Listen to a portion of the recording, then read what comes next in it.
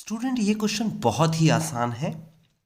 देखिए इसमें आपको क्वाड्रेटिक इक्वेशन दे रखी है और कहता है the roots of this quadratic equation are equal. तो पहले तो आपको पता होना चाहिए रूट्स इक्वल कब होते हैं। अगर एक जनरल क्वाड्रेटिक इक्वेशन की बात करें ए एक्स स्क्वायर प्लस का बी एक्स प्लस का सी इक्वल टू 0, तो हम सबसे पहले d निकालेंगे। d इज इक्वल टू होता है बी स्क्वायर माइनस का 4ac। ओके, डिस्क्रिमिनेशन कहते हैं इसे। और अगर यहां पर पता लगता है आपको कि रूट्स इक्वल है, when roots are equal then d is equal to 0 हो जाता है। रूट्स इक्वल हो सकता है, रूट्स रियल हो सकता है और रूट्स नॉट रियल हो सकता है। इक्वल के केस में इक्वल टू 0, और अगर रियल की बात करते हैं, रूट्स आर रियल, तो d ग्रेटर देन 0 मतलब कि बड़ा होगा 0 से, यानी कि पॉजिटिव वैल्यू होगी। और अगर नॉट रियल की बात करते हैं तो d छोटा होगा 0 से। ओके, ठीक है।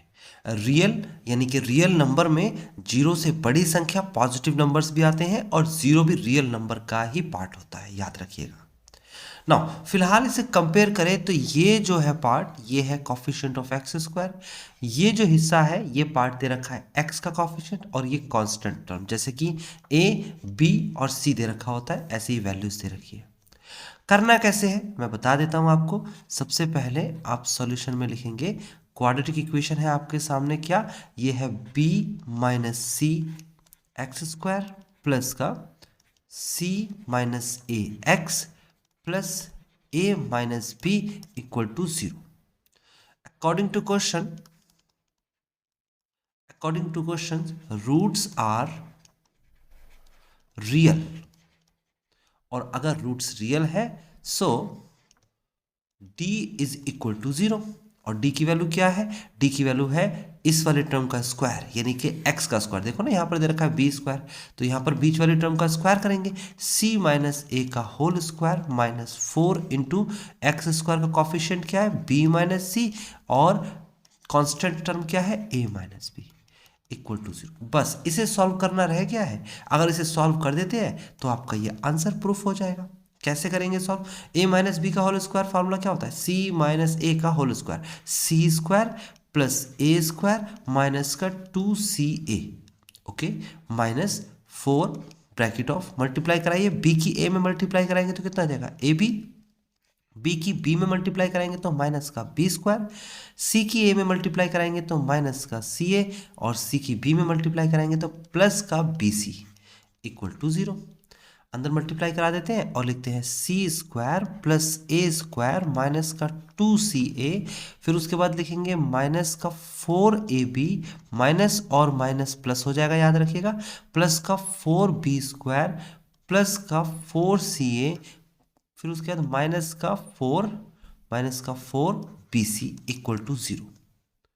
अब यहां से आगे क्या करेंगे? सबसे पहले लिखिए सी स्क्वायर और ए स्क्वायर है आपके सामने, तो आप लिखेंगे सी स्क्वायर प्लस ए स्क्वायर, और यहां पर लिखा है प्लस का 4b स्क्वायर।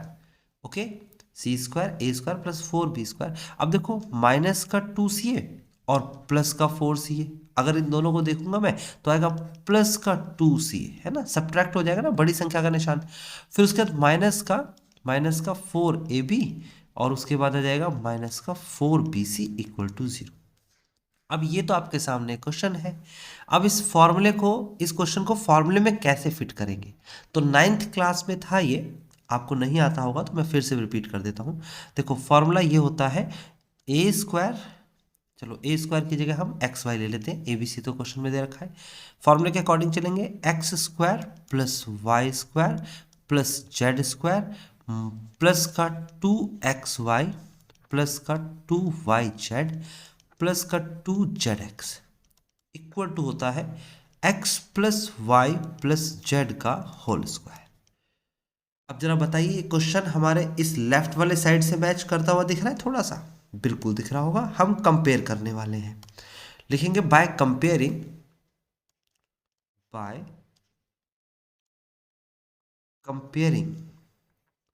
वी गेट, हमें कंपेयर करने से क्या मिलेगा स्टूडेंट, ध्यान से देखना और बहुत तसल्ली से समझना। एक्स स्क्वायर की कंपेरिजन सी स्क्वायर से हो जाएगी, एक्स स्क्वायर की कंपेरिजन सी स्क्वायर से, तो एक्स की वैल्यू कितनी आ जाएगी, सी। ठीक है, उसके बाद वाई स्क्वायर की कंपेरिजन ए स्क्वायर से हो जाएगी, y square is equal to a square, तो वाई इज इक्वल टू आ जाएगा ए।